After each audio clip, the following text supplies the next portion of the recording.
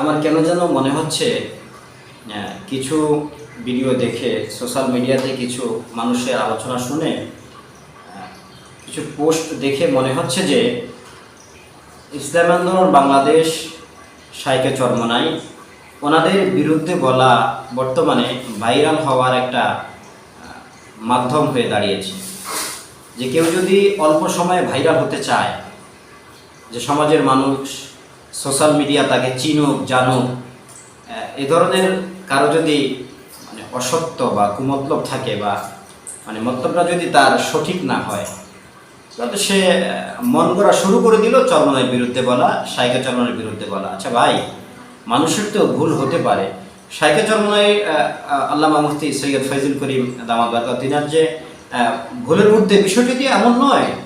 যদি তার থেকে কোনো পদস্খলন হয়, এমন কোনো ভুল যদি তার থেকে হয় যে ভুলের কারণে উম্মত ক্ষতিগ্রস্ত হবে, তাহলে সেই ভুল তো সংশোধন করিয়ে দেওয়ার জন্য, সেই ভুল ধরিয়ে দেওয়ার জন্য তো তার লেভেলে তার সমপর্যায়ের লোক তো আছে। তাহলে আমার মতন ছোটোখাটো ব্যক্তি যাদের কোনো অস্তিত্বই নেই, সমাজের মানুষও যাদেরকে, আমার মতন ব্যক্তি যাদেরকে নিয়ে অতটা মাতামাতি করে না, এবং আমার মতন ব্যক্তি যারা ততটা বিজ্ঞ আলেমও নয় যে একবারে অনেক বড় মুফতি আজম, অনেক বড় শাইখুল হাদিস, এরকমটাও নয়, এবং এমনটিও নয় যে আমি অনেক বড় বুজুর্গ। তাহলে আমার লেভেলের বা আমার মতন, আমার অথবা হোক কিংবা আমার কয়েক বছর সিনিয়র,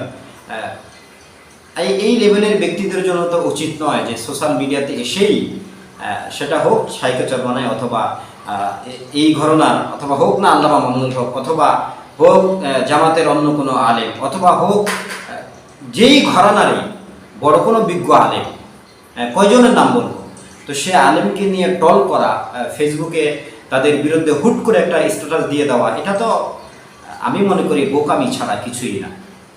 তো আপনি যদি বর্তমানে কেন যেন মনে হচ্ছে যে কিছু কিছু পোস্ট দেখে, কিছু কিছু ভিডিও দেখে, রিলস দেখে মনে হয় এই লোকটা চরমোনাইয়ের বিরুদ্ধে যে বলছে, তার ধান্দাই হলো যে চরমোনাইয়ের বিরুদ্ধে বলে ভাইরাল হওয়া।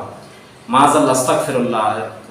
আমার হৃদয় কেঁপে উঠেছিল এই পোস্টটা দেখে, যে আমি ফেসবুকে একবার দেখলাম এক লোক খুব বড় অক্ষরে লেখা দিয়েছে যে চরমোনাইয়ের বিরুদ্ধে সে বলবে, যদিও চরমোনাই বিরোধিতা করে তাকে জাহান্নামে যাওয়া লাগে, সে জাহান্নামে যাবে, তবুও চরমোনাইয়ের বিরোধিতা সে ছাড়বে না। আস্তাগফিরুল্লাহ, নাউযুবিল্লাহি মিন যালিক, লা হাওলা ওয়ালা কুওয়াতা ইল্লা বিল্লাহ। এটা কিভাবে সম্ভব? এটা কি কোনো মুসলমানের কথা হতে পারে? আলেম বাদ দিলাম, আলেম পরে রাখেন, আলেমের সাবটার পরে রাখেন। একজন মুসলমান একটা জাহেল মূর্খ, যে মাদ্রাসার বারান্দা পাড়া দেয় না, কিংবা একদম অশিক্ষিত চাষা পোষা রিক্সা চালক, যে একদম যার মধ্যে আক্ষরিক জ্ঞান বিন্দু পরিমাণ নেই, সেও তো কোনোদিন এত ভয়ানক, এত মারাত্মক কথা বলতে পারে না যে প্রয়োজনে জাহান্নামে সে যাবে, তবুও